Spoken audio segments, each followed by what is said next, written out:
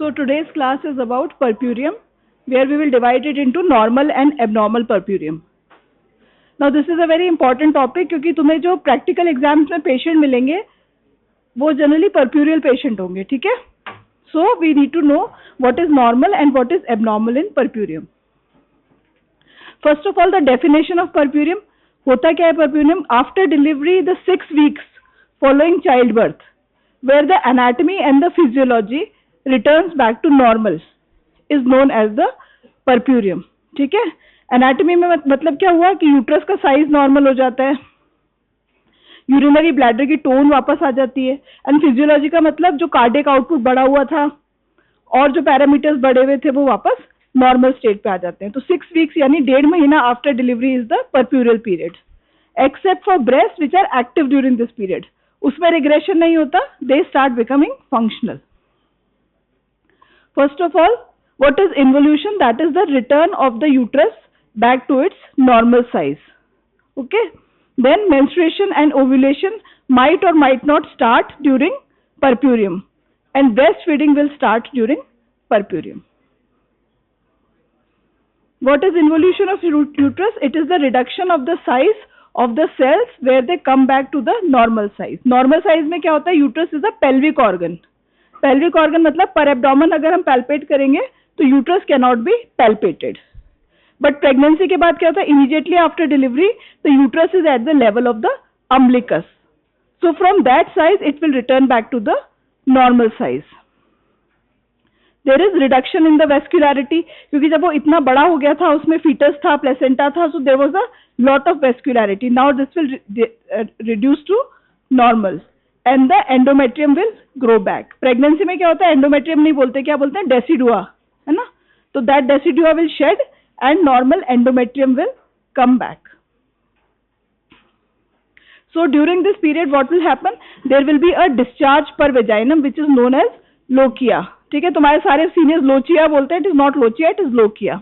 Okay, so this is the alkaline discharge which occurs after delivery.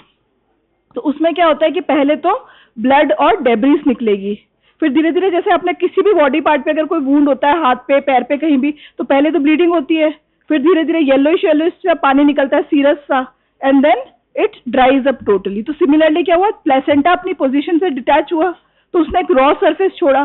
Now that raw surface will heal. So this lochia is the discharge from the placental site of the uterus. That is sloughing off the decidual lining of the uterus. So first 7 days it is known as rubra because it is red in color. Then it is known as serosa from 7th to 10th day because it is yellowish in color like the serum. जैसे blood को clot होने देते हैं तो नीचे RBC आ जाते हैं, ऊपर सीरम आ जाते हैं ना, वो कलर हो जाता है. And then it becomes a whitish discharge for another 10 to 14 days. इस पे शॉर्ट नोट भी अलग से आता है that what is lochia, why it is formed and what are the types of lochia. So this we have already discussed. अब इसमें होता क्या है रेड वाले में? Decidua, blood and leucocytes. Serosa में it becomes thinner and finally it becomes odourless. Then what about the cervix? Cervix initially कैसी होती है? सिलेंड्रिकल होती है. The internal os and the external os are pin point in नली gravida patient. नली gravida one somebody who has never been pregnant and nulli para is somebody who has never delivered. But after delivery, what happens? After normal delivery, this gets torn and it becomes the type of a slit. ठीक है? But still the size will reduce. It will become less bulky. But the normal जो pinpoint होता है ना, that will never come back to normal. And during labor, the vagina was soft, dusky, and engorged, and it was stretched during the childbirth. This will also regress to normal, but again it will not reach the pre-pregnant state. तो uterus, cervix और vagina में क्या हुआ? धीरे धीरे regression हो रहा है. They are trying to come back to their normal anatomy. What about the urinary tract?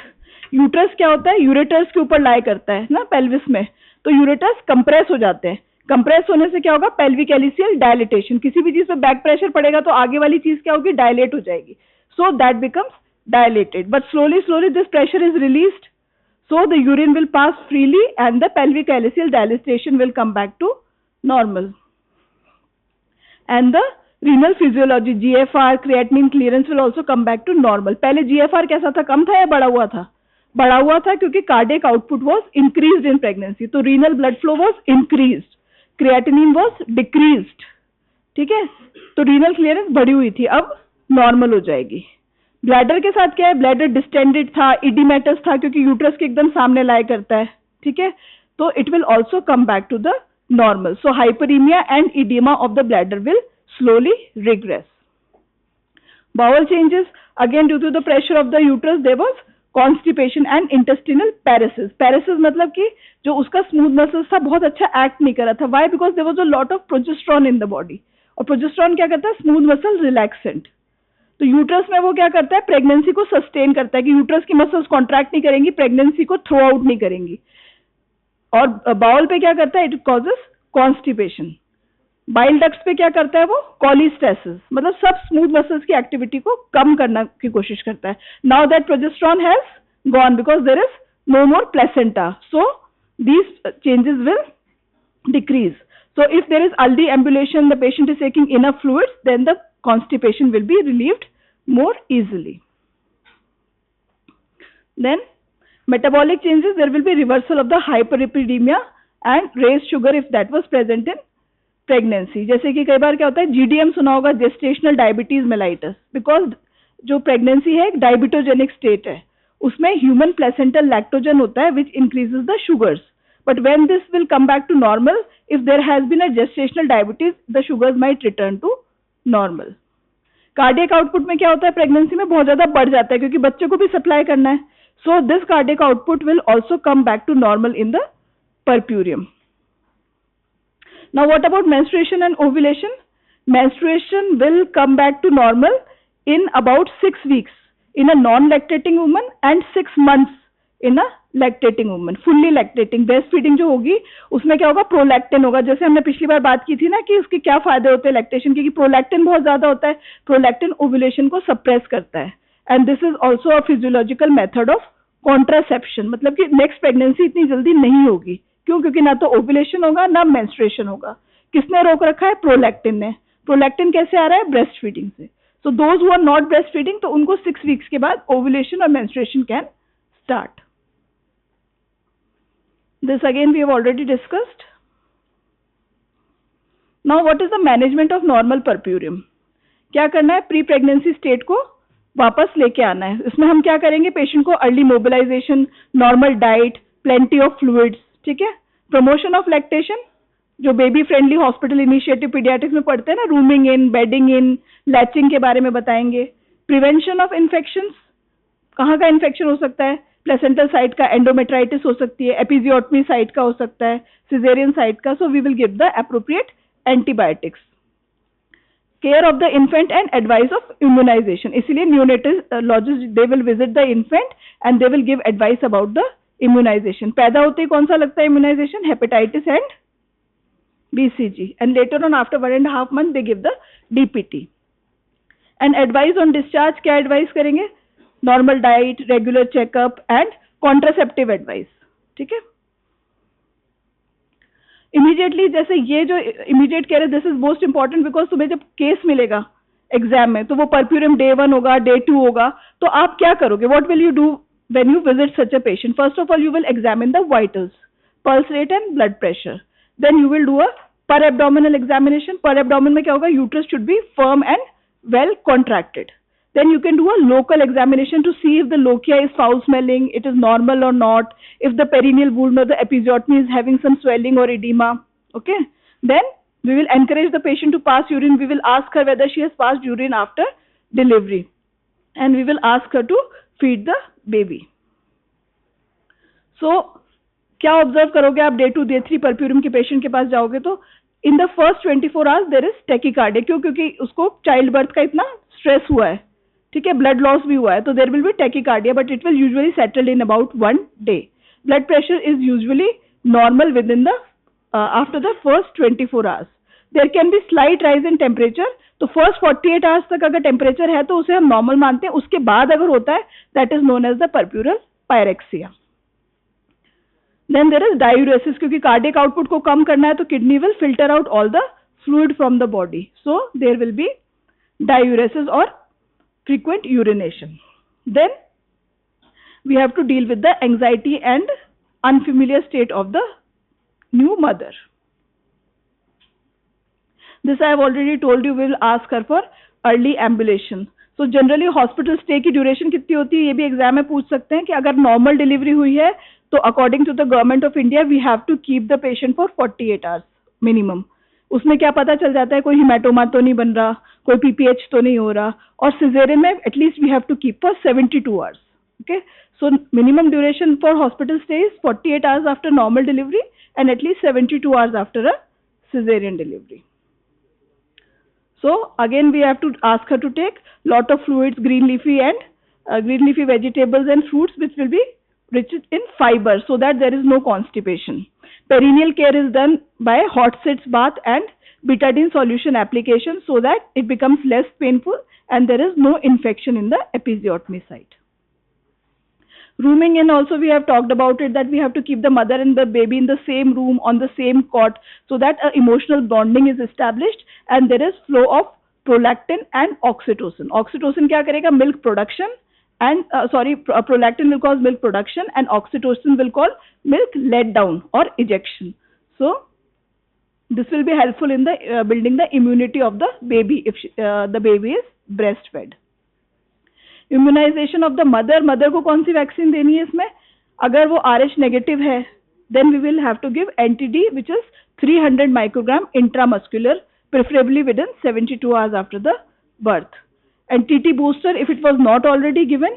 And rubella vaccine के बाद क्या होता है कि अगर patient is rubella IgG negative तो रुबेला वैक्सीन के देने के बाद हमें 1 से 2 महीने तक उसको बोलना होता है कि वो कंसीव ना करे. So this is the best time to give the rubella vaccine because obviously she is not going to conceive in next 1 month. So we can give the rubella vaccine also. अब अगर वो छोटे मोटे कोई ailments बताती है आपको जो कि normal है, अभी we are talking about the normal purpurium like after pains, when the uterus will contract and retract and expel the blood clots and the lochia, there can be spasmodic pain in lower abdomen. इसके लिए क्या देना है हमें, analgesics जैसे mefenamic acid दे सकते हैं, ठीक है, आइब्यूजेसिक दे सकते हैं, and hot sitz bath can be hot sitz bath for the pain in the perineum. Iron can be given for correction of anaemia, और if she is hypertensive we will treat the blood pressure. Note क्या क्या करते हैं उसके chart पे, blood pressure, breast changes, height of uterus कितना regress हो रहा है, लोकिया कैसा है, and whether she has pass the urine and motion. अब ये जो क्वेश्चंस वाइवा में पूछेंगे तुमसे, ये पूछेंगे कि इमीडिएटली फॉलोइंग डिलीवरी कहाँ पे है, तो कहाँ पे होता है, अम्बिलिकस पे. Rate of involution is 1 centimetre per day and at the end of this 12 days it becomes a pelvic organ and it becomes normal size after 6 weeks. So this is how the uterus should involute. अगर इससे कम हो रहा है तो that is sub-involution and it will come under the abnormal purpurium. Then what are the postpartum family planning services we can advise her? Barrier methods. PPIUCD क्या होती है, post placental IUCD, मतलब कि या तो नॉर्मल डिलीवरी होते ही डाल दो या सिजेरियन में प्लेसेंटा निकालते ही IUCD डाल दो, which is the recommended practice by the government now days. ठीक है, after taking due consent from the patient. Pills कौन सी ले सकती है लैक्टेशन में, only progesterone only pills can be given, क्योंकि जो कंबाइंड पिल्स होती हैं they will decrease the amount of the milk. Injection में डिपो-प्रोवेरा, डिम्पा जिसे कहते हैं, वो दे सकते हैं because it is progesterone only. If she is multiparous, we can counsel her for perpural sterilization or tubectomy. Postpartum exercises we can skip. Discharge I have already told you. Follow-up should be after 6 weeks. Now abnormal purpurium. What is abnormal purpurium? ये तो सब कुछ ठीक ठाक चल रहा था कि पल्स नॉर्मल हो गई, बीपी नॉर्मल हो गया, टेम्परेचर ठीक आ रहा है, यूट्रस रिग्रेस कर रहा है, यूरिन मोशन पास हो रहा है, that is normal purpurium. What is abnormal? When is the purpural pyrexia, most common symptom of abnormal purpurium, whereas the temperature rises above 100.4 degree Fahrenheit on 2 or more occasions 24 hours apart in the first 10 days of pregnancy minus the first 24 hours. ठीक है, अब ये आप लोगों से question पूछते हैं तो आप लोग इसका एक जवाब देते हो, इन्फेक्शन से होता है ना. इन्फेक्शन तो कंजंक्टिवाइटिस भी होता है, मेनिंजाइटिस भी होता है, तो as MBBS students we can not say infection से पर्प्यूरल पायरेक्सिया होता है, वी हैव टू टेल कि कहाँ का इन्फेक्शन हो रहा है. So it can be puerperal sepsis. Puerperal sepsis मतलब एंडोमेट्राइटिस, है ना. It can be urinary tract infection, क्योंकि ब्लैडर बहुत ज्यादा ओवरस्ट्रेच्ड और इडीमेटस था, so that can result in fever postpartum. Mastitis which we have already discuss, breast engorgement हो गया, ब्रेस्ट एब्सिस हो गई, मेस्टाइटिस हो गई, they can result in fever. Now infection of the caesarean section wound और the episiotomy wound. ठीक है, अगर constantly patient is lying down, she can have pulmonary infection and thrombophlebitis और डीप वेनस थ्रोम्बोसिस. और it can B pre existing cause, हो सकता है उसको पहले से मलेरिया हो, डेंगू हो, टीबी हो, उसका फीवर हो, वो भी हो सकता है. ठीक है. And last is the pyrexia of unknown origin. So these are the causes of puerperal pyrexia जो आपको वाइवा में बोलने हैं. ठीक है, you don't have to say infection. So what is puerperal sepsis? It is the infection of the genital tract. जैसे हमने बात की कि एंडोमेट्राइटिस है ना, एंडोमेट्रियम में अगर हो गया, अगर एंडोमेट्रियम में इन्फेक्शन होगा तो क्या बनेगा? हिमेटोमेट्रा, ब्लड कलेक्ट हो जाएगा. Then there will be collection of pus, that is known as the pyometra. ठीक है. और फिर उसके बाद वो आसपास के ट्यूब्स और ओवरीज तक स्प्रेड हो जाएगा, that is known as the parametritis. और अगर वहां से भी आगे निकल के वो पाउच ऑफ डगलस में पस कलेक्ट हो जाता है, that is known as the pelvic abscess. और उसको भी आप मैनेज नहीं करोगे तो then there will be generalised septicaemia. ठीक है.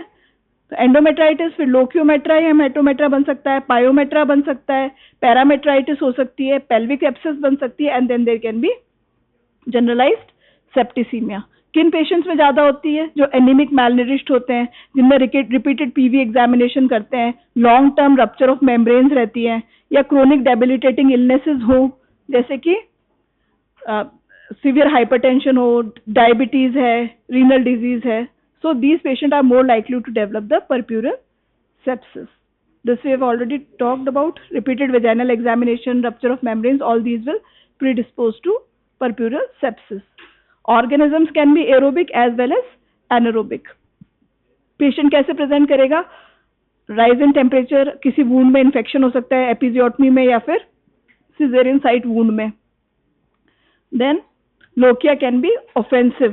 There can be fever with chills and rigor, and the uterus will appear subinvoluted. अगर उसमें पायोमेट्रा या हेमेटोमेट्रा कलेक्ट होगा तो फिर वो 1 सेंटीमीटर पर डे के हिसाब से रिग्रेस नहीं करेगा, वो वैसे ही डिस्टेंडेड पड़ा रहेगा, है ना. So there will be subinvolution of the uterus. Again, I have already told you this extrauterine spread, parametritis, मतलब ओवरीज और ट्यूब्स तक फैल गया है. Then pelvic peritonitis, एब्सेस बन गई. तो कैसे मैनेज करेंगे इसको? First of all we will investigate. High vaginal swab और एंडोसर्वाइकल स्वाब लेंगे टू सी कि कौन सा ऑर्गेनिज्म है. यूरिन कल्चर एंड सेंसिटिविटी की यूरिन इन्फेक्शन तो नहीं है साथ में. Blood for CBC and platelet count. Blood में सीबीसी में क्या देखेंगे? Haemoglobin and WBC. डब्ल्यूबीसी में अगर न्यूट्रोफिल्स बढ़े हुए हैं then we can say it is bacterial infection. Severe high grade fever we can also go for blood culture. और जो यूट्रस में कलेक्शन है वो कैसे दिखेगा? पेल्विक अल्ट्रासाउंड करा के. And rarely CT and MRI may be required. अगर general condition of patient is very poor, then we might also have to do the electrolytes of the patient. ठीक है. Now treatment क्या करना है? पहले तो उसको resuscitate करना है, fluid देना है, anemia है तो blood लगाना है, pain के लिए analgesics देनी है. Then broad spectrum antibiotics are given. Broad spectrum मतलब जो gram negative cover कर लें, gram positive cover कर लें और anaerobes को cover कर लें. तो generally ampicillin या फिर cephalosporins देते हैं. ई कोलाई के लिए जेंटामाइसिन या amikacin group, and gram aerobic के लिए मेट्रोनिडाजोल जो एजोल ग्रुप है वो देते हैं. ठीक है. अदरवाइज अगर सर्जिकल साइट इन्फेक्शन है, पस आ रहा है, तो we might need I and D of the episiotomy site. अगर यूट्रस के अंदर कलेक्शन है then there can be dilatation on evacuation of the uterine contents. अगर पेल्विक एब्सेस है then incision in the pouch of Douglas and drainage through the vagina. और अगर generalise peritonitis है then we might also require a laparotomy and drainage. UTI we have already discussed. Frequent and burning micturition होगा. It can B normal urinary tract infection, cystitis हो सकता है. Pyelitis क्या होता है? Infection of the kidneys. So culture करते हैं और जो ऑर्गेनिज्म स्पेसिफिक एंटीबायोटिक्स होती हैं वो देते हैं. Breast complications, I think we have already discussed in the class about the physiology of lactation. सबसे पहले एनगॉर्जमेंट होगा अगर वो ढंग से फीड नहीं करेगी. मिल्क कलेक्टेड रहेगा तो there is going to be mastitis. Mastitis में red, hot and painful breast हो जाएंगे. उसको एंटीबायोटिक से अगर ट्रीट कर लेंगे तो दैट विल बी हील्ड. ठीक है, एंटीबायोटिक एंड मिल्क एक्सप्रेशन. अगर नहीं करेंगे there will be development of breast abscess. And what a abscess requires is incision and drainage under general anaesthesia. So it will require IND. Crab nickel also we had discussed in the last class, where we can use the lanolin or the breast milk to dress the cracked nipple. Then there is the purpural venous thrombosis. Thrombosis कहाँ का होगा? Deep veins of the calf muscle, है ना. So there will be red, hot and painful legs. अब क्या होता है कि जो thrombophlebitis होती है, this will give rise to fever and DVT will also give rise to fever. But DVT में क्या होता है कि वहां से डिसलॉज होकर they will go to the lungs and they will cause pulmonary thromboembolism which is a life threatening condition. ठीक है, और एक बार पल्मोनरी थ्रोम्बोएम्बोलिज्म हो गया then the patient will go to the ICU. उसको वेंटिलेटर की जरूरत पड़ेगी एंड उसको एंटीकोएगुलेशन की जरूरत पड़ेगी. So early detection of the deep venous thrombosis is important. Clinically मैंने बता ही दिया है, red, hot and painful extremities होंगी. Colour Doppler is the investigation of choice. Venous colour Doppler कराएंगे तो पता चलेगा कि डीप वेन्स में थ्रोम्बस पड़े हुए हैं. ठीक है, सो इसके लिए हमें क्या करना पड़ेगा? Foot elevation and rest, anticoagulant therapy has to be started. And sometimes जो यंग पेशेंट होते हैं उसमें वीना के बाद फिल्टर्स लगा देते हैं जिससे कि डीप वेन से वो लंग्स में नहीं जा पाए. Then last is the psychiatric disorders. Postpartum blue जो सिंपल एंजाइटी एंड डिप्रेशन होता है कि स्लीपलेस नाइट्स हो रही हैं, न्यू वो सर्कमस्टांसेस हो गए कि baby she has to take care of the baby and she is a bit confuse, that is she is having anxiety. Then postpartum depression, अगर ये लॉन्ग स्टैंडिंग ब्लूज रहते हैं तो she can have postpartum depression. And last is postpartum साइकोसिस. Previously existing schizophrenia can precipitate and there can be hallucinations and delusions. And lastly, in abnormal purpurium, there can be secondary postpartum hemorrhage, where there can be dislodging of some retained products or some tearing of some blood vessels. Because of the infection, there can be sloughing of blood vessels and there can be excessive bleeding, which can result in shock. And lastly, we have already talked about the pulmonary thromboembolism. वो किससे develop हुआ था? Deep venous thrombosis से, जो कि dislodge होके और lungs में चले गए और lungs में जाके उसने establish हो गए वहां पर, and this will result in dyspnea, orthopnea and cough, blood in the sputum. Toxic shock syndrome we can talk about. इसमें there is very high fatality and there is rash and subcutaneous edema.